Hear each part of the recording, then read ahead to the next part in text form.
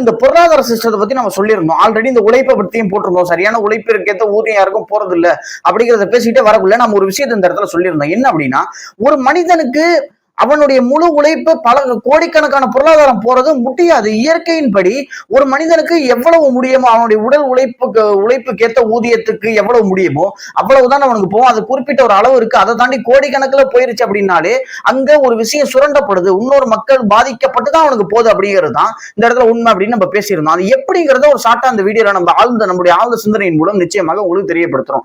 அதாவது என்ன அப்படின்னா, ஒரு உதாரணத்தின் மூலியமா தான் உங்களுக்கு தெரியப்படுத்த முடியுது. நல்லா கவனிங்க. இந்த இடத்துல ஒரு 2 நபர்கள் இருக்காங்க, ஒரு 10 நபர்கள் இருக்காங்க அப்படின்னு வச்சுக்கோங்க ஒரு கிராமத்துல. அவர்கள் என்ன பண்ணுவாங்க அப்படின்னா, அதாவது காடுகள்ல போயிட்டு பழங்களை பறிப்பாங்க. இப்ப என்ன விஷயம் அப்படின்னா, அவர்களுக்கு ஒரு 5 மணி நேரம் மட்டும்தான் அவர்களால் வேலை செய்ய முடியும். அதுக்கு மேல செய்ய முடியாது. மனிதனுடைய சக்தின்னு வச்சுக்கோங்க, ஆற்றல்ன்ட்டு.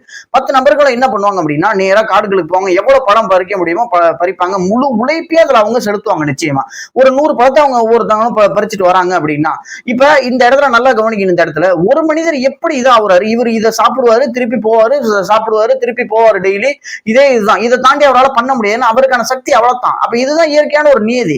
ஆனா இந்த இடத்துல எப்படி போகுது அப்படின்னா, இந்த இன்னொரு மனிதர்கள் இருக்காங்கல்ல, அதாவது இந்த இடத்துக்கு போக முடியாத மனிதர்கள் இருக்காங்கல்ல, அவங்க ஒரு குறிப்பிட்ட சூழல்ல அவங்களுக்கு அந்த இடத்துல போக முடியாம இருக்கும். அப்ப என்ன பண்ணுவாங்க அப்படின்னா, இவங்க இன்னொரு மனிதர் என்ன பண்ணுவாரு, வேலைக்கு போகாத மனிதர், இந்த மனிதர் பழத்தை எடுத்துட்டு வந்தார்ல, இந்த 10 பழம் வச்சிருக்காருல்ல, 100 பழத்தை, அந்த மனிதர்கிட்ட இடையிலேயே அவ்வளவு தூரம் என்னால போக முடியாது, நீங்க 2 பழம் கொடுங்க, உங்களுக்கு நான் வேலை பார்க்கறேன் அப்படின்னு சொல்லி அந்த 2 பழத்தை வாங்கிட்டு வேலை பார்ப்பாரு. என்ன வேலை பார்ப்பாரா, நான் போய் பழத்தை இனிமே எடுத்துட்டு வரேன்ட்டு அவர் அங்கிருந்து போய் பழத்தை எடுத்துட்டு வந்து ஒரு 100 பழத்தை எடுத்து வந்து இவர்கிட்ட கொடுப்பாரு. இப்ப இவருக்கு பல லாபமா வருது. இப்ப இந்த இடத்துல நல்லா கவனிக்கணும். இவரே இது தனியா பண்ணியிருந்தாரா இவரும் 100 பழத்தை எடுத்திருக்கலாம். ஆனா இவருக்கு இருக்கக்கூடிய அந்த சந்தர்ப்ப சூழ்நிலை, இவருக்கு போக முடியாத அந்த நாட்டினுடைய சூழ்நிலை, அது வெளியில போக முடியாத சூழ்நிலை, இது போல உள்ளதுனால இன்னொருத்தவங்களுக்கு அது மிகவும் பலமானதா அமைஞ்சிருது. அப்படிங்கிற இன்னொரு ஆளுக்கு பலமா அமைறதுனால இந்த சிஸ்டத்தின் அடிப்படையில் தான் ஒவ்வொரு நபர்களும் கோடீஸ்வரர் ஆகுறாங்களே தவிர, மற்றபடி ஒவ்வொருவருக்கும் ஒரு குறிப்பிட்ட அளவு தான் உழைப்பு, அதை தான் அவர்கள் உழைக்க முடியும். வேறு வேறு மனிதர்களின் இயலாமையினால அவர்களுடைய உழைப்புகளும் இவர்களுக்கு சேர்ந்து போகுது.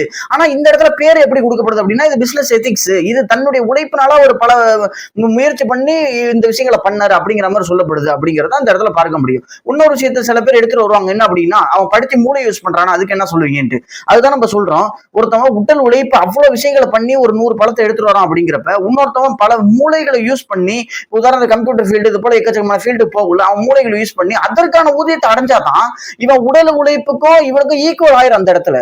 இதை விட்டுட்டு நான் அப்படிலாம் கிடையாது, மூளையை செலுத்தி சம்பாதிப்போம் அப்படின்னா அது தவறானது, அநீதிக்குள்ளானது, இன்னொருத்தவனுடைய உழைப்பு தான் அது அப்படிங்கிற இடத்துல